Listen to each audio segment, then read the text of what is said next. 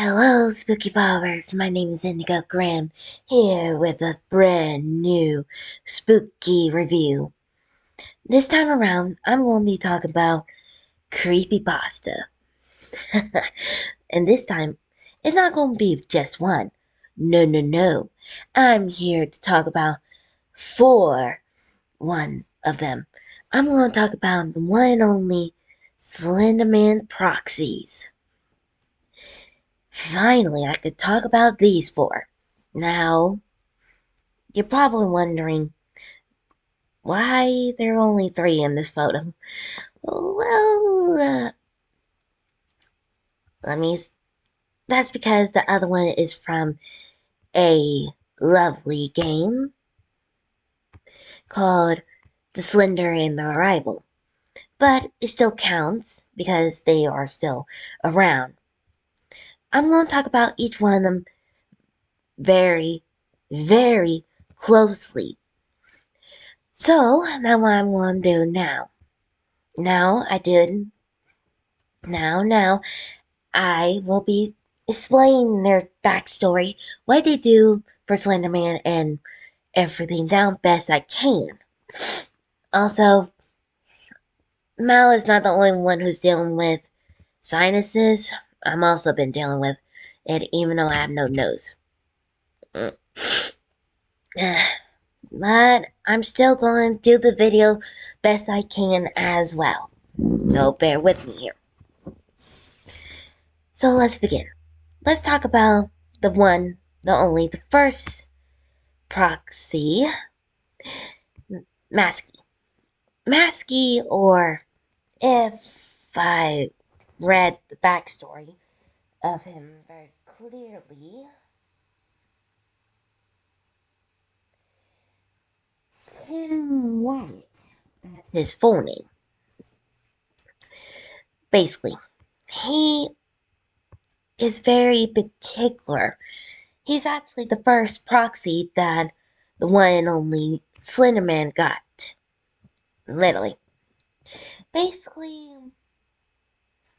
he is saying, from the online series of Marble Hornet. That's basically the creepypasta realm. Basically. The reason why we call him Masky is because, well, one, he wear a white mask with black eye socket and all the way down. Go figure.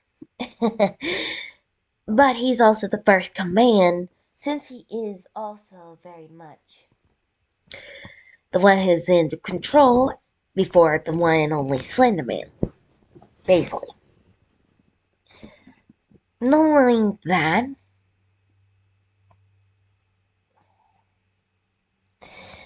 being the first command, they does have some perks. But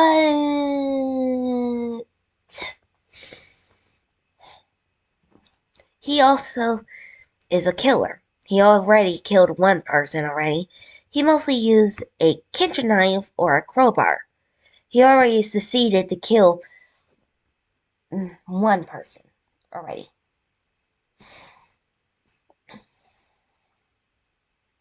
Now, he was also influenced by the operator from the series, not Slenderman, that'll be later on.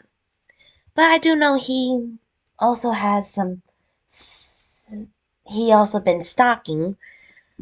Basically, he's a stalker, a knight, and all the way down.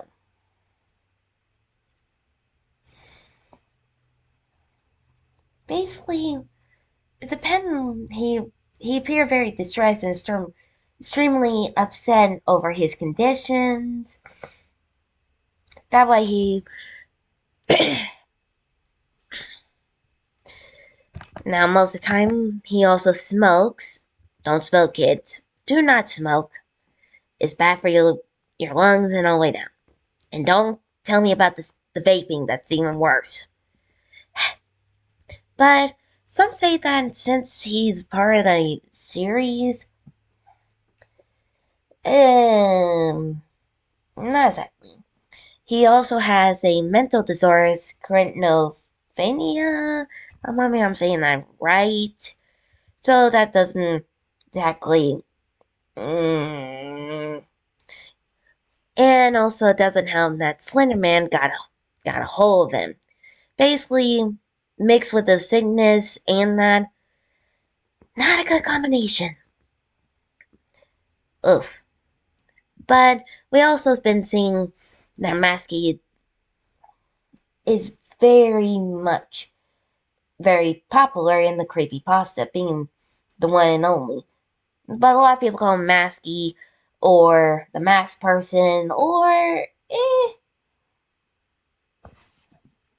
so yeah. But there's also another. He's also a young man who lost himself to Slenderman control. If I did my research right. Don't get me wrong. Now, I know what you guys are going to ask.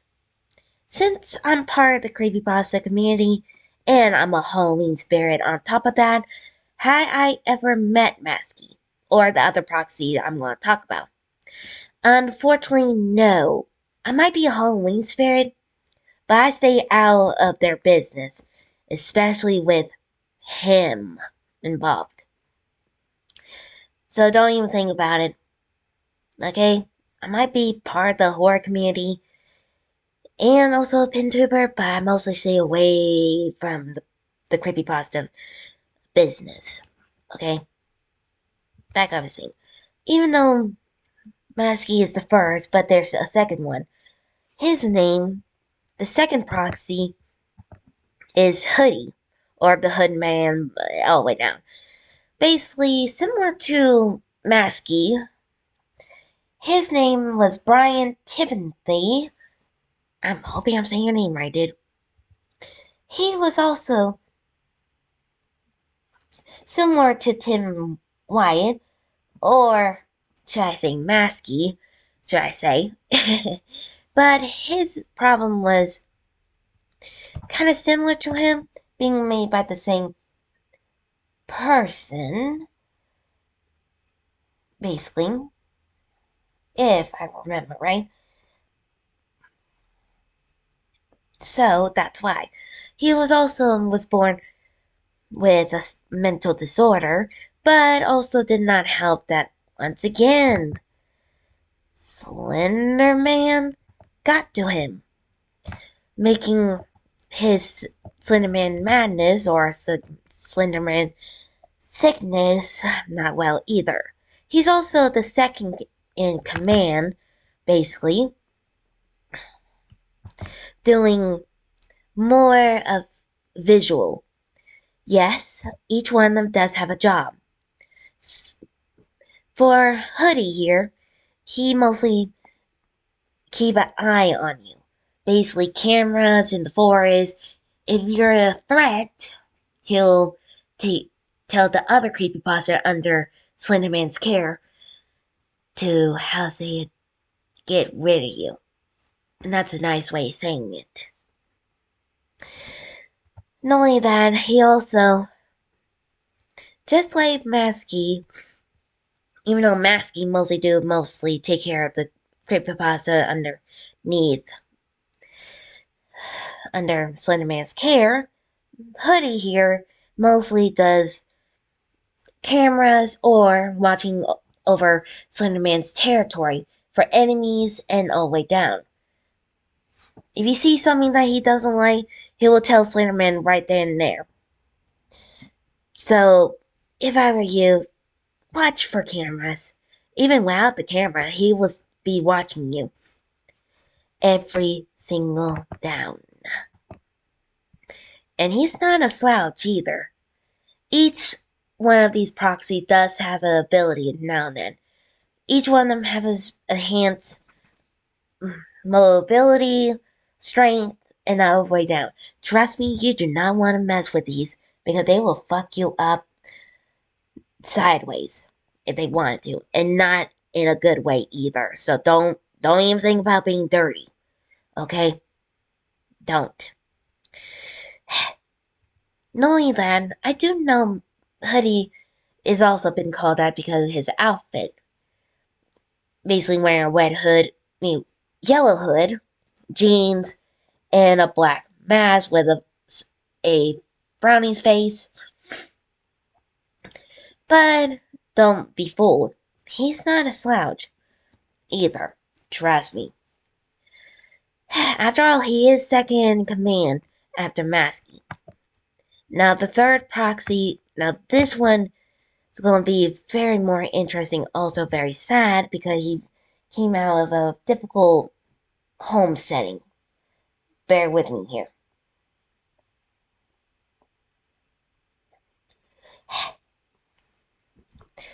That is Toby. Yeah, this boy right here came from a broken home and all the way down. But also, his outfit is very unique, wearing a hoodie, jacket, goggles, and a mask. But underneath that mask is a distorted face. Mouth, actually. Half his mouth is basically half gone. Yeah, this dude is not a mess with it either. Since he also hunts, basically, if, for example, I'm just going to use, if a normal mortal coming into the woods, Hoodie saw you and thought that you're a threat, he will probably send Toby to go after you, and not in a good way either. Those hatchets are not to be messed with, trust me. But back to his backstory. Toby is a tragic boy born with several mental disorders, like constant bullying on top of that. And, and didn't help that his father also did not help, since he was abusive to the poor lad. I mean, seriously, give this poor lad a cookie. Seriously. So, so yeah. Plus, basically, only one who cared about him was his sister. And unfortunately, his sister died, and that was the breaking point for him. Basically, he completely lost his marbles, basically attacking his father. In my opinion, he kind of deserved that. Seriously. And basically tried to burn the whole entire place down. Now, by his sister, she died in a tragic car accident.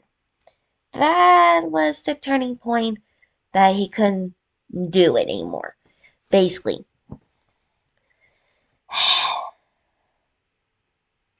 So, yeah. Plus, after his sister died, he became more and more troubling. Basically, losing his sanity. Basically. He'd been stressed out, chewing his flesh off his hands, fingers.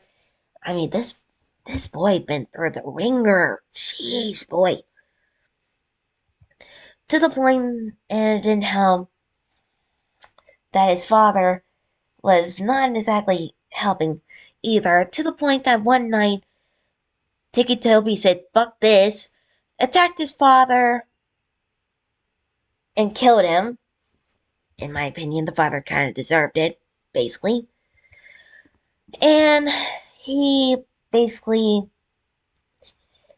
he grabbed 2 hatchets from the garage, a box of matches, a gallon of gasoline, and set the whole neighborhood on fire in an attempt to escape the local police. Oh boy. But the fire and flame got into, well, basically surrounded him, and he basically said, I quote, was about to give it into his death until, you guessed it, Slenderman found him and saved his butt. Basically. Slenderman saved him before he blacked out, he woke up with no memory from his past and became one of his proxies. Yeah, that's actually pretty messed up as well. So basically, Toby does not remember anything what happened to his past. That me, including his sister, his father, basically the whole entire yard. Basically, he basically got clean like free. I basically. Yeah, this dude is not a mess with either. Even though he's basically a blank in his mind, but those hatchets are not to deal with. He's also a skill hunter, if I remember right. Oh man, my blade just cracked. Ugh. So yeah, knowing that he's also very versatile, hard hand-to-hand combat, evasion, enhanced stealth, camouflage, and all the way down. So and enhanced senses as well. So yeah, you do not want to mess with him, and trust me, you don't. Okay, the last proxy, and this is from the one and only game,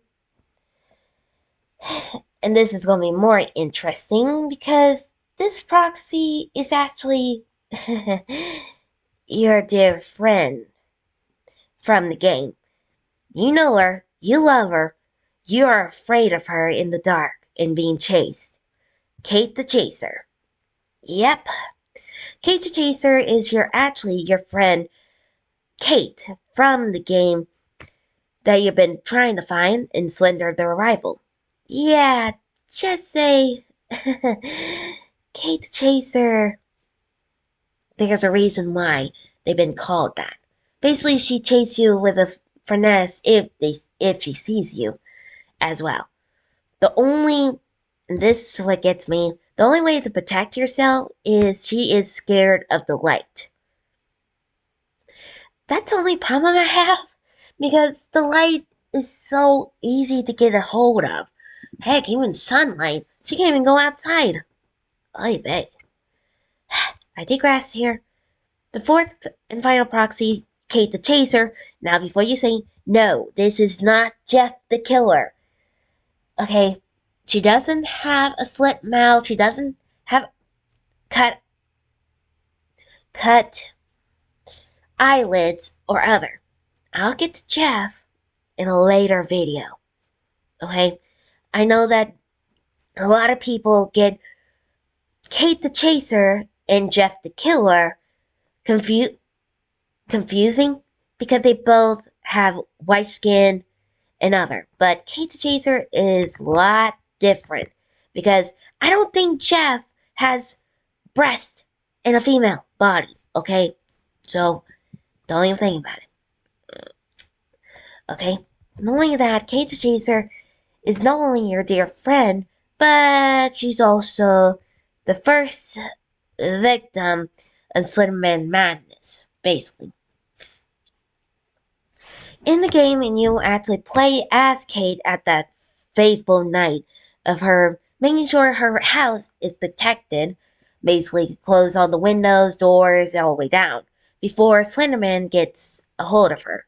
Well, that didn't exactly work because Slenderman got a hold of her, turning her into the one and only his final proxy in the group. And that is Kate. Oh. Hold on. Whoopsie. I did not mean to do that. The final proxy, Kate the Chaser. I did not mean to move that. And I am so sorry about that. Whoopsie. I'm messing up. Probably because my sinuses are acting up. So sorry about that. But the proxy, Kate the Chaser, is basically her name. She's also chasing you in the deep depth of the mine. And trust me, if she gets a hold of you, run. Don't even think about running, because she will find you no matter what. And not only that, she doesn't have a weapon. She only used her hands and probably her nails. I don't know what did Slenderman do to this poor girl, but it's not exactly a good thing. And it didn't help that it was your best friend on top of that you're trying to find, too. But it's fine. But each one of these are basically the one and only. The one and only Slenderman proxies. And trust me, if you don't want to deal with Slenderman, that's fine. But don't forget, you have to deal with his proxies on top of that. And each one of them is more deadly than the last. So if I were you, do not piss him off. If I were you, just stick with the Slender Man, not his proxies. Okay? But I have to go. I got another spooky music review to do, and another creepypasta to do as well. So, until then, don't forget to like, subscribe, hit the bell notification. I'll see you guys in the next video. Stay spooky. See ya.